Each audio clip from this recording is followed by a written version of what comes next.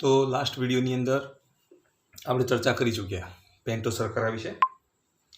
હવે આપણે આ વિડીયોની અંદર આપણે વાત કરવાની છે કે પેન્ટો શર્કરા અને નાઇટ્રોજન બેઝનો ઉપયોગ કરીને તમે ન્યુક્લિયોસાઇડ અને ન્યુક્લિયોટાઇડ બનાવી શકો। તો ન્યુક્લિયોસાઇડ કોને કહેવાય ની આપણે વાત કરી દઈએ।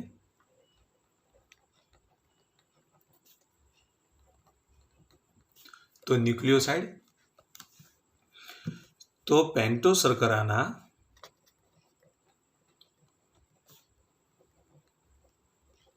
प्रथम कार्बन में OH ना स्थाने नाइट्रोजन बेस जोड़ाता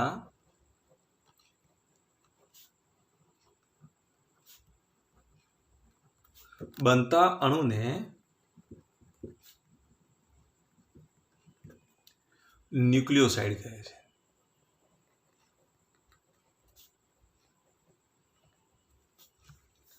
तो पेंटो शर्कराना प्रथम कार्बन पर OH ना स्थाने शुं जोड़ाय? Nitrogen base जोड़ाय।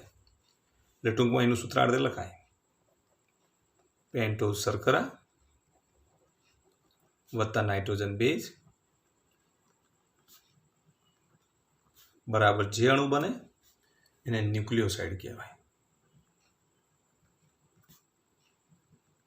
શું કહેવાય? ન્યુક્લિયોસાઇડ કહેવાય। ધારો કે આપણે કોઈ પેન્ટો શર્કરા લઈએ, ધારો કે પેન્ટો શર્કરા છે કાર્બન કાર્બન, અહીંયા પણ કાર્બન કાર્બન અને કાર્બન, અહીંયા કાર્બન સાથે CH2OH, અહીંયા OH, અહીંયા H, અંદરની બાજુ H, અહીંયા અંદરની બાજુ H, અહીંયા બહારની બાજુ H, અહીંયા બહારની બાજુ OH, અહીંયા બહારની બાજુ OH। આ પેન્ટો શર્કરા છે। આનું નામ શું આવશે? तो बीटा डी रिबोज पेंटो शर्करा આપણે દોરી કઈ દોરી? Beta D ribose. આ પેન્ટો શર્કરા સાથે નાઇટ્રોજન બેઝ જોડાય। ધારો કે આવો કોઈ નાઇટ્રોજન બેઝ જોડી દઈએ। આ નાઇટ્રોજન બેઝ આની સાથે જોડાય, OH સાથે જોડાય। અને નાઇટ્રોજન બેઝ જ્યારે OH સાથે જોડાય ત્યારે આવો અણુ બને। ધારો કે પેન્ટો શર્કરા છે,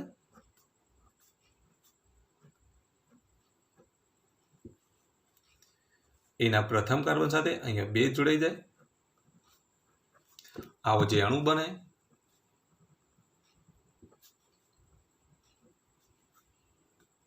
અહીંયા અંદરની સાઈડ H, અહીંયા બહારની સાઈડ H, અહીંયા OH, અહીંયા OH। તો આ જે અણુ બન્યો એ અણુને આપણે શું કહીશું? ન્યુક્લિયોસાઇડ કહીશું। શું કહીશું? ન્યુક્લિયોસાઇડ। હવે નાઇટ્રોજન બેઝ જુદા જુદા તમે પસંદ કરો तो न्यूक्लियोसाइड नाम पर તમે જુદા જુદા આપી શકો। તો આટલું યાદ રાખવાનું। જો પ્યુરિન નાઇટ્રોજન બેઝ તરીકે પ્યુરિનનો ઉપયોગ કર્યો હોય તો ન્યુક્લિયોસાઇડનો જે અણુ બને એનો પ્રત્યય કયો લાગશે? O sign. શું લાગે? O sign. તો પ્રત્યય આપણે કયો લગાડીશું? O sign લગાડીશું। અને જો પિરિમિડિન હોય તો એનો પ્રત્યય કયો લાગશે? આયોડિન। શું લાગે? આયોડિન। એટલે અહીંયા આપણે જો આવું લખી દઈએ, પ્યુરિનની અંદર શું હોય? તો એડિનની અંદર ગ્વાનિન હોય। પિરિમિડિનની અંદર શું હોય? તો સાઇટોસિન, થાઇમિન અને યુરેસિલ હોય। હવે આપણે એક્ઝામ્પલ લઈએ, પ્યુરિનનું એક આપણે એક્ઝામ્પલ લઈએ। ધારો કે ગ્વાનિન લઉં, નાઇટ્રોજન બેઝ તરીકે આપણે લીધો ગ્વાનિન, એની સાથે પેન્ટો શર્કરા જોડી દઈએ।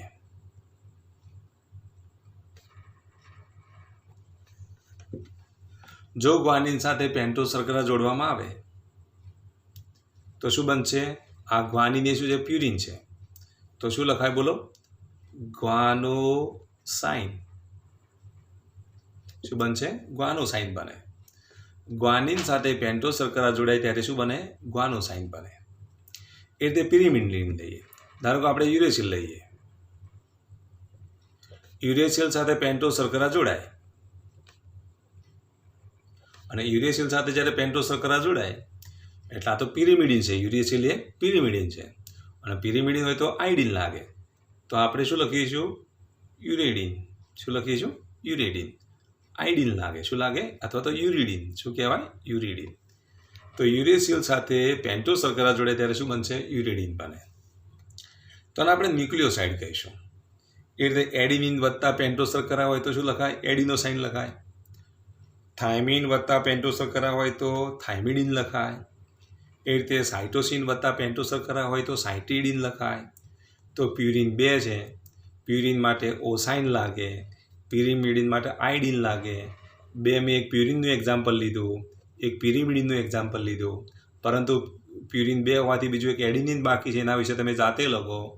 પિરિમિડિનની વાત કરીએ તો એમાં 2 છે બીજા બાકી. કયા? તો એક થાઇમિન, બીજું કયું બાકી રહ્યું? સાઇટોસિન. તો થાઇમિન અને સાઇટોસિન માટે તમે જાતે લખી શકો.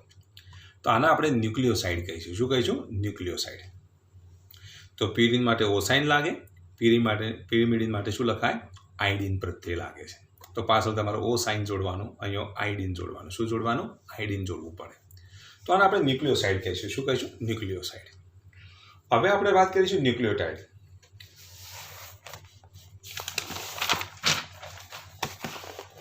તો હવે આપણે ચર્ચા કરવાની છે ન્યુક્લિયોટાઇડની.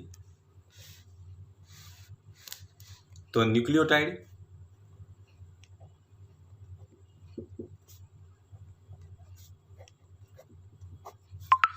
ન્યુક્લિયોટાઇડમાં આટલું યાદ રાખો, ન્યુક્લિયોસાઇડના અણુના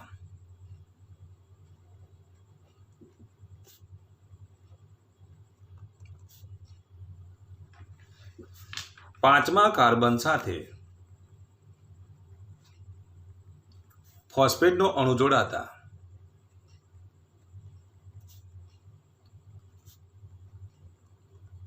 બનતા અણુને ન્યુક્લિયોટાઇડ કહે છે.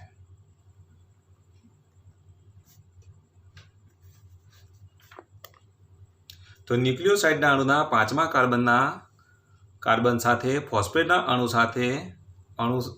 જોડાતા બનતા અણુને આપણે શું કહીશું? તો ન્યુક્લિયોટાઇડ કહીશું. તો આટલું યાદ રાખવાનું. ન્યુક્લિયોસાઇડ, ફોસ્ફેટનો અણુ જોડવા માટે આપણે H3PO4નો ઉપયોગ કરીશું. ફોસ્ફોરિક એસિડનો સાથે પ્રક્રિયા કરવામાં આવે, એટલે કે ન્યુક્લિયોસાઇડની ફોસ્ફોરિક એસિડ સાથે પ્રક્રિયા કરવામાં આવે ત્યારે શું મળશે? તો ન્યુક્લિયોટાઇડ મળે. તો જો આ ન્યુક્લિયોસાઇડ છે, ન્યુક્લિયોસાઇડની આ પેન્ટોસ શર્કરા. હવે પેન્ટોસ શર્કરા હું વારંવાર એ માટે દોરું કે જેથી કરીને તમારે પ્રેક્ટિસ થાય. પેન્ટોસ શર્કરા કેવી રીતે દોરવી એ.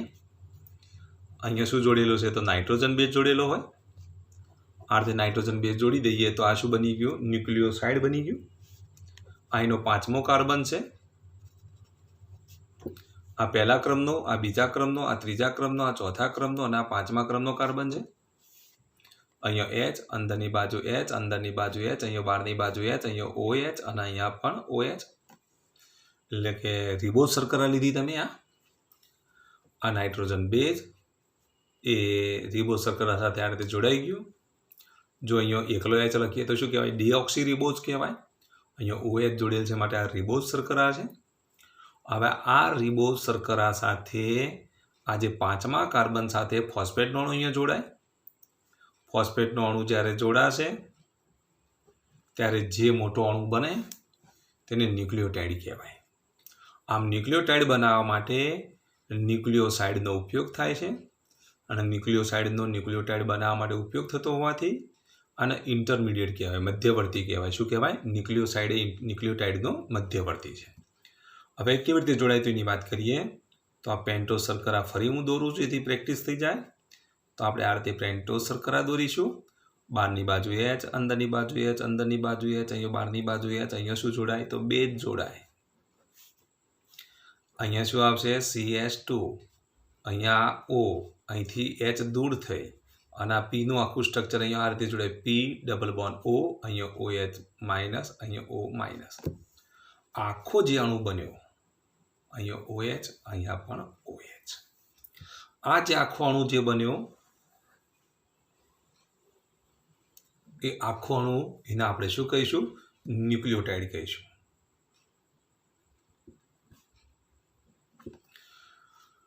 તો હવે આટલું યાદ રાખો. ધારો કે આપણે એડિનિન લઈએ. અહીંયા એડિનિન તો નાઇટ્રોજન બેઝ એડિનિન છે. ધારો કે આ નાઇટ્રોજન બેઝ મેં એડિનિન લીધો હોય. ધારો કે એડિનિન સાથે શું જોડાય? પેન્ટોઝ શર્કરા જોડાય. જ્યારે એડિનિન સાથે પેન્ટોઝ શર્કરા જોડાય ત્યારે શું બનશે? ન્યુક્લિયોસાઇડ બને. તો આને આપણે એડિનોસાઇન કહીશું. Sign, adenosine. ઓ સાઇન પ્રત્યય લાગે. આને આપણે ન્યુક્લિયો શું કહીશું? સાઇડ. આ ન્યુક્લિયોસાઇડ છે. એનું ફોસ્ફેટ સાથે પ્રક્રિયા કરીએ ત્યારે ફોસ્ફેટ સાથે પ્રક્રિયા કરવામાં આવે તો અહીંયા શું બનશે? Adenosine phosphate. આ જે એડિનોસાઇન ફોસ્ફેટ બને એને આપણે ન્યુક્લિયોટાઇડ કહીશું. તો એડિનિન સાથે પેન્ટોઝ શર્કરા જોડાય ત્યારે એડિનોસાઇન બને. એડિનોસાઇન સાથે ફોસ્ફેટ જોડાય તો એડિનોસાઇન ફોસ્ફેટ બને. તો આને આપણે ન્યુક્લિયોટાઇડ કહીશું. એ રીતે આપણે લઈએ સાઇટિડિન અથવા તો સાઇટોસિન લઈએ. સાઇટોસિન સાથે પેન્ટોઝ શર્કરા જોડાય.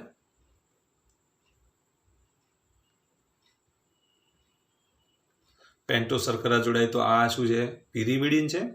આ પ્યુરિન છે. પિરિમિડિન હોય તો શું લાગે? બોલો. આયોડિન લાગે. એટલે સાઇટિડિન બને. શું બને? સાઇટિડિન. અને આપણે શું કહીશું? ન્યુક્લિયોસાઇડ કહીશું. એની સાથે ફોસ્ફેટ જોડાય અને જ્યારે એની સાથે ફોસ્ફેટ જોડાય ત્યારે શું બનશે? સાઇટિડિન ફોસ્ફેટ. તો આને આપણે ન્યુક્લિયોટાઇડ કહીશું. તો આ રીતે ન્યુક્લિયોસાઇડ અને ન્યુક્લિયોટાઇડ બનતા હોય છે. તો આ પ્રશ્ન જી નીટ માટે, ફિઝિક્સ અને કેમિસ્ટ્રી અને બાયોલોજી માટે મોસ્ટ આઈએમપી છે.